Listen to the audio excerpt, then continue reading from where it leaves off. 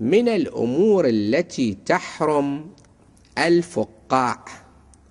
الفقاع ربما هو ما يسمى اليوم بالبيرة، وربما كان سبب هذه التسمية أنه تخرج منه فقاعات ينش، شلون المشروبات الغازية تنش، بس المشروبات الغازية هم يحطون بيها غاز فيصير فيها هالوضع، بينما الفقاع اللي هو شراب خاص يتخذ من ماء الشعير، هذا يتخذوه بطريقة اللي يصل إلى مرحلة نشيش، يقوم ينش مثل البيبسي مثلا، مثل بقية المشروبات الغازية.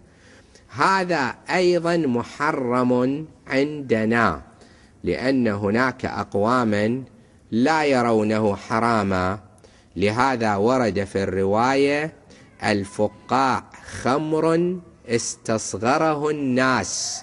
هو خمر لكن ما اهتموا له، سموه بيرة، سموه بيرة إسلامية بدون كحول، حطوا له ريحة تفاح، هاي الحكي اللي تشوفوه.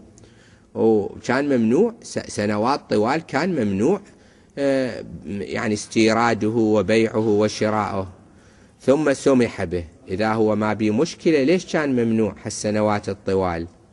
وبعدين بس جابوه، هل كثر ناس يجون يسألون نشربه لا تشربه، يقول يفيد الكلية. هل وقت صارت الكلية مالته خربانة، وهل هالشي يفيده؟ هل قد أدوية أكو ظلت على هذه، يريد يشرب هذا، فكرة يم هذا مثلا،